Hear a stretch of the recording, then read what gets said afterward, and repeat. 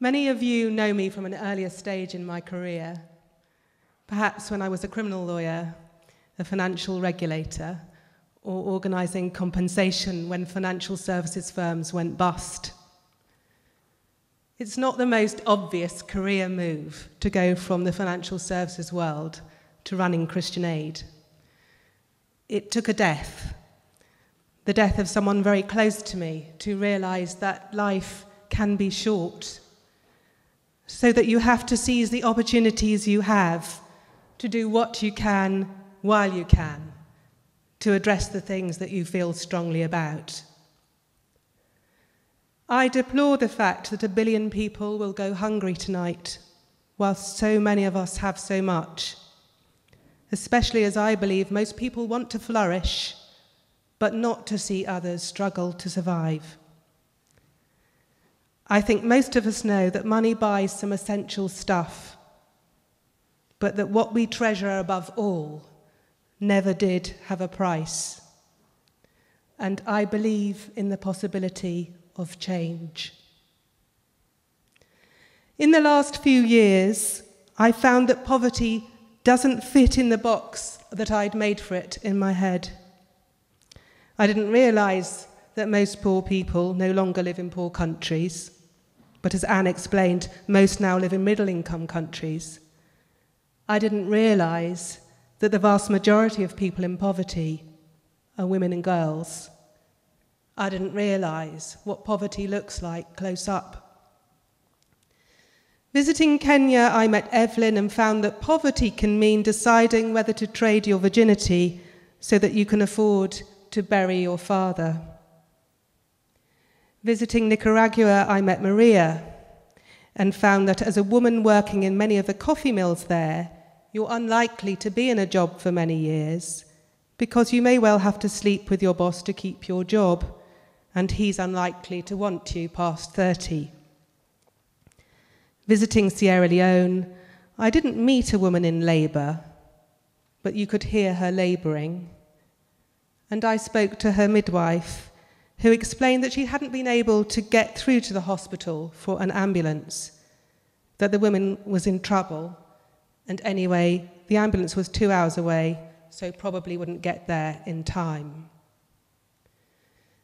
As a woman in many of the world's poorest communities, you'll probably not have the same property and inheritance rights as a man. You may well find yourself in a forced marriage at 12 or even younger.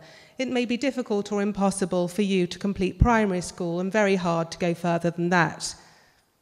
You are more likely to have HIV. Your chances of dying in childbirth are scarily high.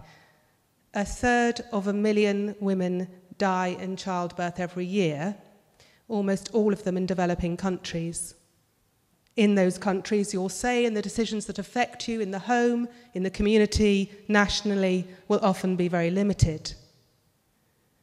We focus on this issue of women's inequality tonight, not because we only work on women's issues, but to illustrate how our work is not just about alleviating the symptoms of poverty, but tackling its root causes like women's inequality, so that poverty can be eradicated once and for all.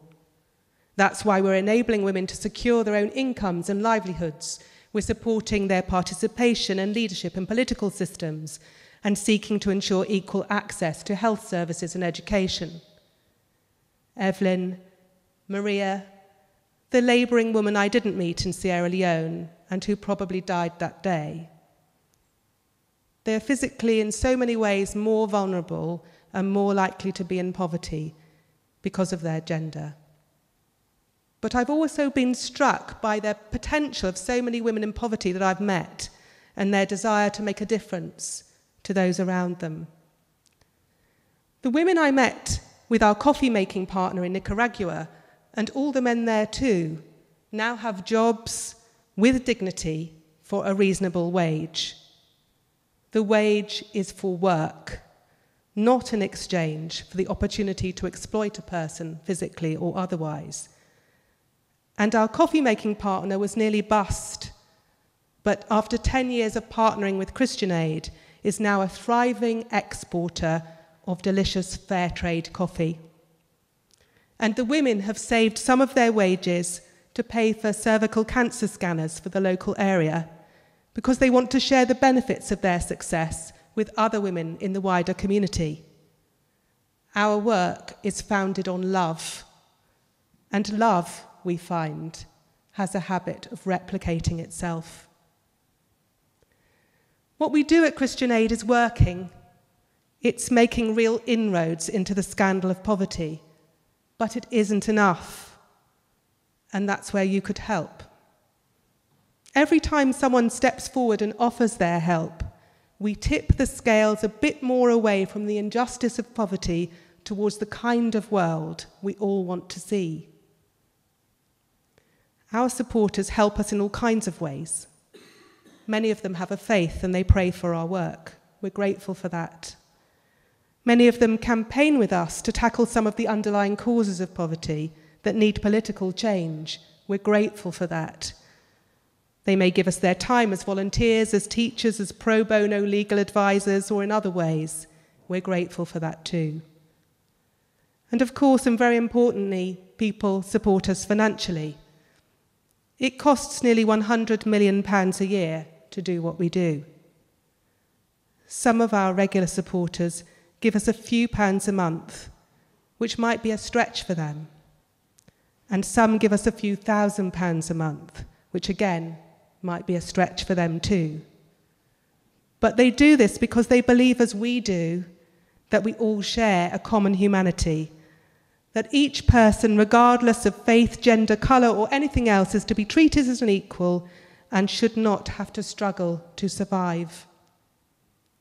You can be part of this growing movement of people who, from very different starting points, are arriving at a common place, a place of impatience with the world as it is, and a desire to be part of the change.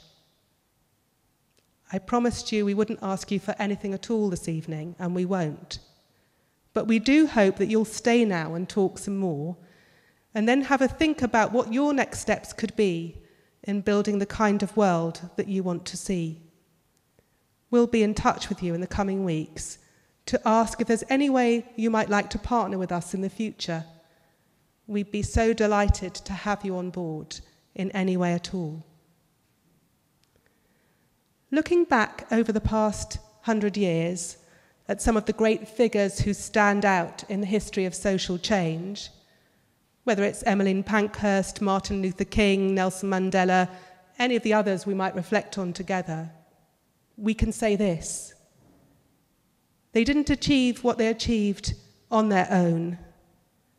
They led movements which achieved change which so many around them regarded as unthinkable. Together, we can achieve so much. And so I have the courage to say, I believe poverty can be eradicated and that you can be part of making it happen. Thank you very much for listening. See you downstairs. Thank you.